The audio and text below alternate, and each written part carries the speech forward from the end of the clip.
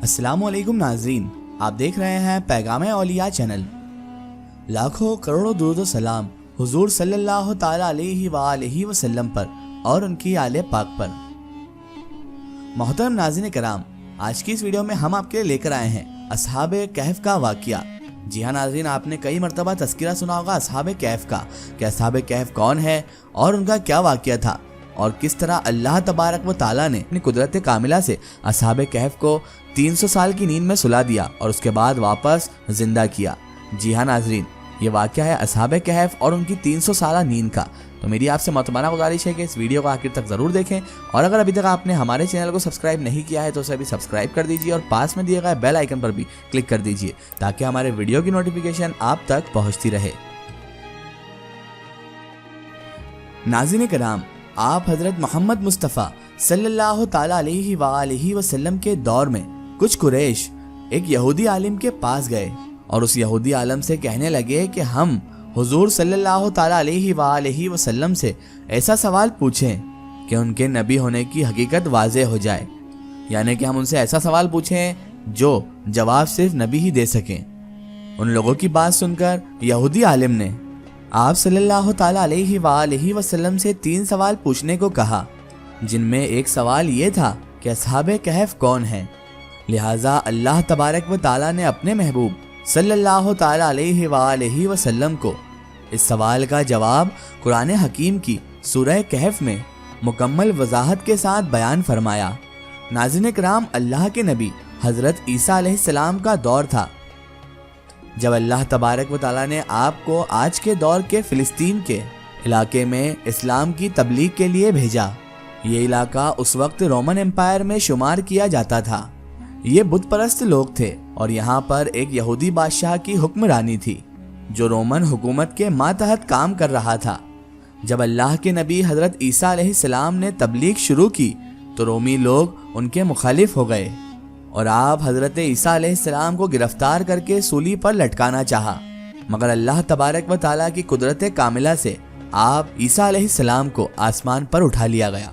इस वाक़ये के कुछ अरसे बाद यहूदी लोगों ने रूमी हुकूमत के खिलाफ बगावत कर दी। लिहाजा इसके रद्द अमल में रूमी बादशाह ने यरूशलेम और फ़िलिस्तीन पर हमला करके उसे बिल्कुल तबाह कर दिया, हत्ता कि उस मलून ने बैतुल मुक़द्दस को भी तबाह कर दिया। इसी दौरान उसने 1.5 लाख यहूदियों को कत्ल कर दिया और जो बचे कुचे यहूदी थे वो जान बचाकर फ़िलिस्तीन निकल गए।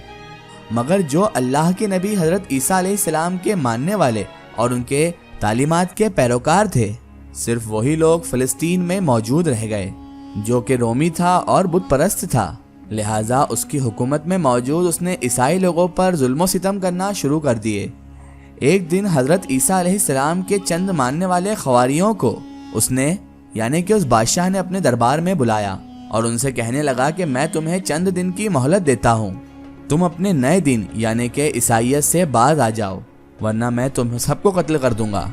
ईसा अलैहिस्सलाम के ये पैरोकार नौजवान दरअसल असहाबे कहफ थे, जिनके वाक़ये का जिक्र कुरान पाक में सूरह कहफ में वजाहत से आया है। इन नौजवानों ने जब ये बादशाह की धमकी सुनी तो वो परेशान हो गए, क्योंकि वो बादशाह से लड़ने की हिम्मत नहीं रखते थे और ना ही वो शहर में रहकर ईसाई तालीमात जारी रख सकते थे, वरना ये बादशाह तकियानूसी उन्हें कत्ल करवा देता। लिहाजा उन्होंने शहर छोड़कर कहीं पर चले जाने का फैसला किया। वो अल्लाह पाक की ज़ात पर भरोसा करके शहर से निकल गए, ये सोच कर कि अल्लाह तबारक व ताला ही अब हमारे लिए कोई फैसला करेगा और कोई ना कोई रास्ता निकालेगा। यहाँ तक कि वो एक पहाड़ के गार में जाकर छुप गए और वहीं पर जाकर सो गए। यहाँ तक कि सोते सोते उन पर 300 साल का वक्त गुजर गया और चंद नौजवान जब गार में दाखिल हुए थे तो उन्होंने दुआ की थी कि ऐ अल्लाह, ऐ परवरदिगार, हमें अपने पास से रहमत अता फरमा और हमारे काम में हमारे लिए आसानी कर दे। बस अल्लाह तबारक व ताला ने अपनी कुदरत कामिला से उनके कानों पर इस कदर के पर्दे डाल दिए कि वो 300 साल तक नींद में ही रहे। दकियानूस ने जब इन लोगों को तलाश करवाया तो मालूम हुआ कि ये यहीं इस गार में ही मौजूद हैं। दकियानूस को बड़ा गुस्सा आया और उसने हुक्म दिया कि गार को एक मजबूत दीवार से बंद कर दिया जाए ताकि ये लोग अंदर ही मर जाएं। बादशाह ने जिस शख्स के जिम्मे ये काम लगाया था वो बहुत ही नेक और ईमानदार था اس نے اصحاب کہف ان کا نام اور پورا واقعہ ایک تختی پر لکھوا کر لوہے کے صندوق میں رکھ کر دیواروں کی بنیاد میں رکھ دیا اور ایک تختی شاہی خزانے میں بھی رکھوا دی۔ ان 300 سالوں کے دوران دقیانوس بادشاہ مر گیا اور کئی بادشاہ اور کئی حکومتیں آئی اور چلی گئیں، یہاں تک 300 عیسوی میں رومن امپائر نے بھی عیسائیت اختیار کر لی۔ 440 عیسوی میں بیدروس نامی عیسائی بادشاہ کے حکومت آ گئی، جو کہ ایک نیک دل اور انصاف پسند بادشاہ تھا۔ اس نے 68 سال تک حکومت کی۔ اس کے دور میں مذہبی فرقہ پسندی جب عام ہو گئی اور عروج پر پہنچ گئی اور لوگوں میں مرنے کے بعد دوبارہ زندہ کیا جانے اور قیامت کا یقین ختم ہوتا جا رہا تھا، یہ حال دیکھ کر بادشاہ بڑا رنجیدہ ہوا اور اس نے اللہ تبارک و تعالیٰ سے دعا کی کہ اے پروردگار، اے میرے اللہ، کچھ ایسی نشانی ظاہر فرما کہ جس کو دیکھ کر میری قوم کے لوگوں کا ایمان دوبارہ تازہ ہو جائے، انہیں قیامت یعنی کہ مرنے کے بعد دوبارہ زندہ کیا جانے اور ایک خدا کا یقین ہو جائے۔ اللہ تبارک و تعالیٰ نے اس کی یہ دعا قبول فرمائی، لہٰذا ایک روز ایک چرواہا اپنی بکریاں لے کر اسی غار کے پاس پہنچ گیا جہاں اصحاب کہف موجود تھے۔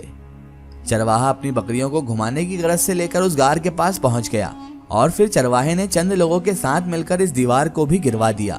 اس دیوار کے گرتے ہی لوگوں پر ایسی ہیبت اور ایسا خوف طاری ہوا کہ سب کے سب لوگ گھبرا کر وہاں سے بھاگ گئے، اور یوں پھر اللہ تبارک و تعالیٰ کے حکم سے اصحاب کہف اپنی نیند سے بیدار ہوئے اور ایک دوسرے سے سلام و کلام کرنے لگے اور اپنے ساتھ یملحا کو بازار سے کھانے لانے بھیجا۔ جب یملحا بازار پہنچے تو یہ دیکھ کر وہ حیران رہ گئے کہ شہر میں ہر طرف اسلام کا چرچا ہے، یہاں تک کہ لوگ اعلانیہ حضرت عیسیٰ علیہ السلام کا کلمہ بھی پڑھ رہے ہیں اور ان کی تعلیمات پر عمل بھی کر رہے ہیں۔ اس کشمکش میں یملحا نے کھانے کے عوض اپنے زمانے کے سکے اس دکاندار کو دے دیے۔ دکاندار نے جب یہ سکے دیکھے تو اسے شک ہوا کہ شاید اس انسان کو پرانے زمانے کا خزانہ مل گیا ہے، لہٰذا اس نے یملحا کو سپاہیوں کے سپرد کر دیا۔ سپاہیوں نے یملحا سے پوچھا کہ بتاؤ یہ خزانہ تمہارے پاس کہاں سے آیا؟ یملحا نے کہا کہ ہمارے پاس تو کوئی خزانہ نہیں ہے، یہ تو ہمارا ہی پیسہ ہے۔ سپاہیوں نے کہا کہ ہم کیسے مان لیں کیونکہ یہ سکے تو 300 سال پرانے ہیں۔ تو یملحا نے کہا کہ اے سپاہیوں، پہلے مجھے بتاؤ کہ دقیانوس بادشاہ کا کیا حال ہے؟ سپاہیوں نے جواب دیا کہ آج اس نام کا کوئی بادشاہ نہیں ہے، مگر سینکڑوں سال پہلے اس نام کا ایک بے ایمان بادشاہ گزرا ہے اور وہ بت پرست تھا۔ یہ سن کر یملحا حیران اور پریشان ہوئے اور انہوں نے سپاہیوں کو بتایا کہ ہم کل تو اس کے شہر سے اپنا ایمان بچا کر بھاگے ہیں اور میں اور میرے ساتھی قریب کے ہی ایک غار میں چھپ گئے تھے، جبکہ میرے باقی ساتھی تو ابھی بھی اس غار میں ہی موجود ہیں، تم میرے ساتھ چل کر خود ہی دیکھ لو۔ جب سپاہی اور بہت سارے لوگ یملحا کے ساتھ چل کر غار تک پہنچے تو ادھر اصحاب کہف یملحا کا انتظار کر رہے تھے۔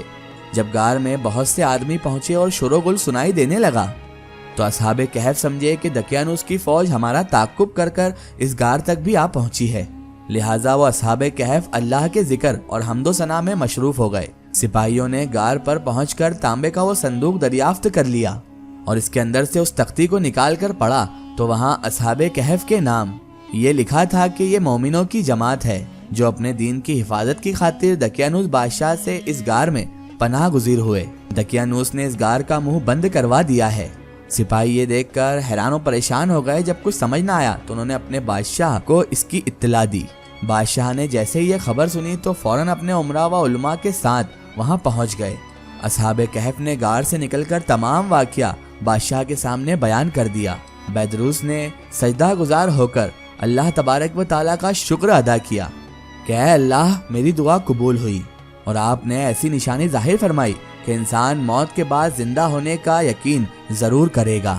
اس کے بعد اصحاب کہف نے بادشاہ سلامت کو دعا دی اور سلام کرنے کے بعد واپس اسی غار میں چلے گئے اور دوبارہ واپس جا کر سو گئے، اور اسی حالت میں پھر اصحاب کہف کو اللہ تبارک و تعالیٰ نے موت دے دی۔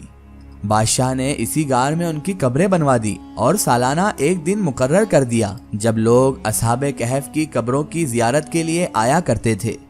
اصحاب کہف اور رقیم، اس سلسلے میں متعدد قول پائے جاتے ہیں۔ حضرت عبداللہ ابن عباس رضی اللہ تعالیٰ عنہ کا قول ہے کہ ان 7 کے نام ایک تختی پر قنیدہ تھے، اس لیے انہیں رقیم بھی کہا جاتا ہے، اور انہی کا قول ہے کہ رقیم اس بستی کا نام ہے جس کے پہاڑوں کے غار میں یہ چھپے تھے۔ البتہ جمہور اور محدثین ان دونوں کے ایک ہی جماعت ہونے پر متفق ہیں۔ سو ناظرین کرام، یہی تھا واقعہ اصحاب کہف کا۔ ایک ضروری اطلاع، اگر آپ بھی کسی بزرگ یا اولیاء اللہ کا واقعہ ہمارے چینل سے شیئر کروانا چاہتے ہیں اور آپ چاہتے ہیں کہ ہم ان بزرگ کا واقعہ، کرامات یا کوئی معلومات پیش کریں، تو آپ ہمیں کمنٹ میں ان کے بارے میں بتا سکتے ہیں، اور ہمارے فیس بک پیج پر آپ ہم سے کانٹیکٹ بھی کر سکتے ہیں۔ فیس بک پیج پیغام اولیاء کو لائک کریں اور اس پر ہم سے جڑیں۔ آخر میں اللہ تبارک و تعالیٰ سے یہی دعا ہے کہ اللہ تعالیٰ رسول خدا صلی اللہ تعالیٰ علیہ وآلہ وسلم کے صدقے طفیل ہمیں ایمان پر خاتمہ نصیب فرمائے، اور ہمیں دنیا میں رکھے تو ایمان کے ساتھ رکھے، اور جب دنیا سے اٹھائے تو ایمان کے ساتھ اٹھائے، آمین ثم آمین۔ سو ناظرین، آپ کو یہ ویڈیو کیسی لگی ہمیں کمنٹ میں ضرور بتائیں، اور ہمارے چینل کو سبسکرائب کرنا نہ بھولیں۔ اس ویڈیو کو زیادہ سے زیادہ شیئر کریں اور اسے تمام اولیاء کرام کے چاہنے والوں تک ضرور پہنچائیں۔ سو پھر حاضر ہوتے ہیں آپ کے لیے ایک اور بہترین ویڈیو کے ساتھ، تب تک کے لیے خدا حافظ، السلام علیکم۔